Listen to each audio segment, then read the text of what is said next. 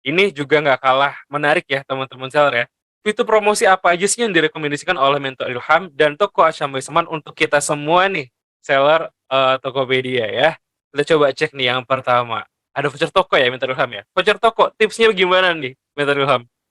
Nah, untuk voucher toko, ini kan voucher toko, pastikan nih, teman-teman itu kan dikasih jatah untuk membuat voucher toko.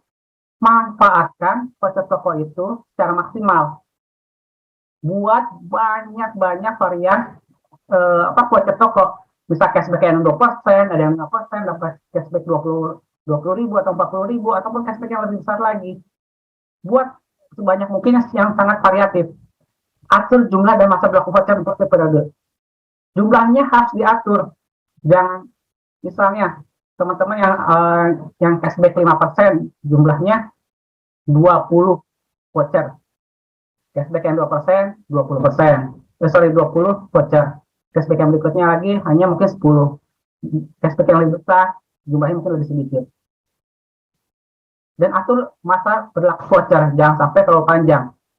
Jika bisa, sesuaikan dengan event ataupun saat kita melakukan promosi.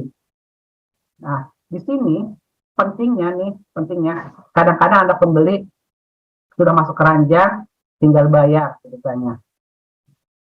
Ternyata dia masih ragu untuk beli, masih ragu di toko kita. Pas saat mau transaksi kembali, ternyata voucher cashbacknya sudah habis. Kirim pesan dong, Kak, kemarin saya mau beli transaksi produk A. Kemarin dapat voucher cashback 5%. Bisa nggak Kak diaktifkan lagi voucher cashbacknya? Apa yang saya jawab?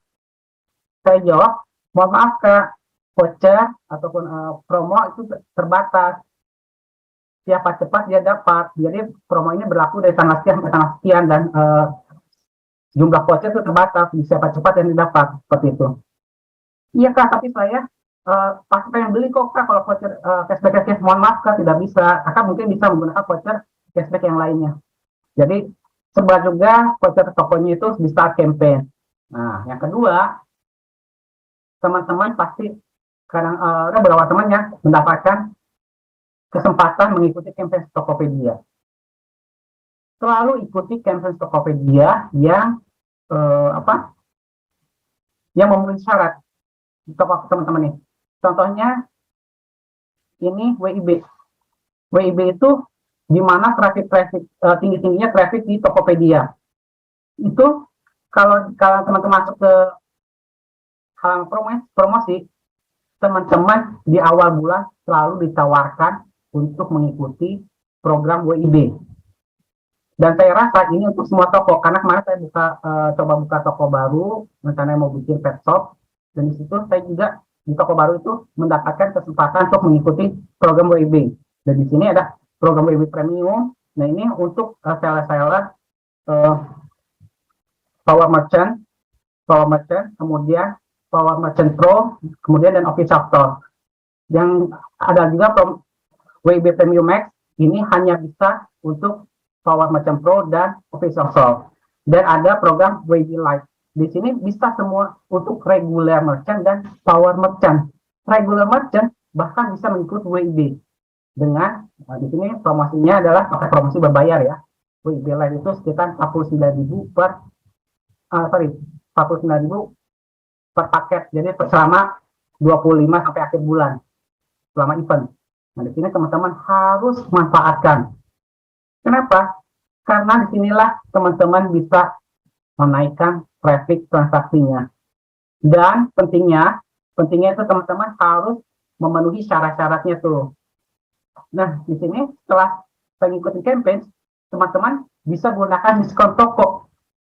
Kak, diskon toko itu hanya bisa untuk PM Pro event ke atas. Jadi untuk yang punya toko yang sudah omsetnya di atas 10 juta, di atas 13 juta, dan official store. Betul. Diskon toko hanya bisa untuk PM Pro level 3, 4, dan official store. Tapi ketika teman-teman mengikuti campaign, misalnya campaign Tokopedia yang live tadi, teman-teman itu regular merchant ikut WIB, campaign WIB, itu teman-teman mendapatkan hak menggunakan diskon toko dengan kuota 50 varian produk. 50 varian produk itu banyak loh. Saya saja sebagai official store, itu mungkin diskon tokonya nggak nyampe 50 produk yang aku kasih diskon. Nah, ini tipsnya menggunakan diskon toko yang pertama.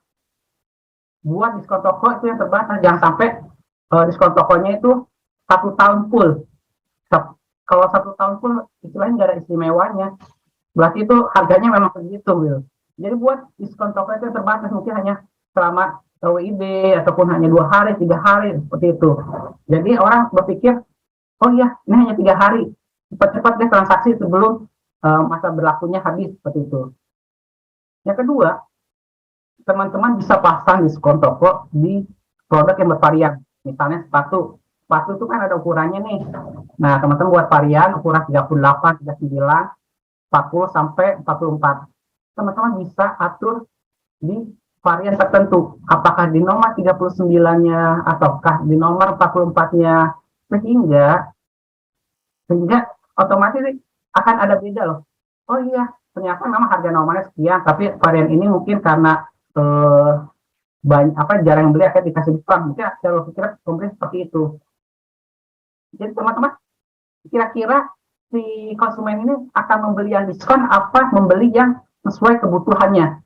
Nggak mungkin dong, saya biasa pakai sepatu nomor 42, kan yang promonya 39, saya beli yang 39, tidak. Otomatis si calon pembeli itu tetap membeli yang sesuai kebutuhan mereka. Seperti itu. Misalnya kalau produk elektronik, aku punya jual produk elektronik, punya varian warna hitam dan putih. Yang best seller yang hitam. Udah yang putih kadang-kadang saya kasih diskon. Sehingga apa? Itu kan tetap mengejut yang warna putih saya kedua, dan yang hitam juga akan tetap. Karena orang biasa beli yang senangnya warna hitam misalnya, seperti itu. Karena best sellernya warna hitam. Jadi istilahnya nanti akan naik. Ketika orang penasaran, ada harga coret, dicek seperti itu. Dan terpentingnya lagi, jangan membuat diskon toko palsu. Jadi, aku mau kasih diskon 50%. Nah, naikin dulu harganya. Baru dikasih harga coret. Dikasih diskon toko. Ingat, sistem Tokopedia akan membaca loh. Kalau ada kenaikan harga tidak wajar, itu otomatis akan dihilangkan diskon tokonya. Yang terakhir, buat saya, ini saya selalu menggunakan topet. Pernah kan pengalaman saya itu jual menggunakan topet 500, omsetnya 500. Itu di situ memang rugi, awalnya rugi, tapi ketika teman-teman belajar membaca matriks topet, tahu cara kerjanya, teman-teman bisa mengefektifkan hasilnya. Dan di sini akhirnya saya menemukan gimana sih caranya sampai akhirnya hanya kita kurang dari 3% lebih rendah dari biaya biaya Tokopedia. Ini kalau setiap transaksi kenapa tahu biaya Tokopedia? Nah, itu biaya Tokopedia saya lebih rendah dari biaya layanan. Seperti itu. Nah, ini ketika sudah tahu tipsnya, kita bisa tahu kuncinya di mana, itu bisa efektif. Nah, di sini saya memaksimalkan di iklan produk, iklan toko untuk meningkatkan kunjungan. Iklan toko, iklan produk, hampir semuanya produk-produk unggulan itu saya iklankan. Dan yang terpenting, teman-teman pasti tahu dong istilahnya rekomendasi kata kunci, rekomendasi biaya klik. Nah, secara sistem Tokopedia itu membaca kebiasaan dari calon pembeli. Apa aja sih yang diketikkan si calon pembeli itu, sehingga akhirnya sistem Tokopedia memberikan rekomendasi kata kunci apa yang banyak dicari. Kemudian si seller biasanya kan memasang biaya klik nih. Oh, biaya kliknya saya 500, 600, 700 macam. Sistem akan membaca, akan merata-ratakan dan merekomendasikan ini rata-rata ada di misalnya biaya per kliknya Rp700. Teman-teman ikutin lah langsung rekomendasi. Karena dengan mengikuti rekomendasi, itu kemungkinan muncul teratas itu semakin besar, peluangnya semakin besar. Tapi perlu diperhatikan, antara rekomendasi dengan kesanggupan kita itu sesuai enggak? Jangan sampai kita marginnya kecil, ikut-ikutan rekomendasi dengan biaya klik yang besar. Itu jangan sampai deh. Jadi teman-teman harus tahu dulu antara kesanggupan dengan rekomendasi.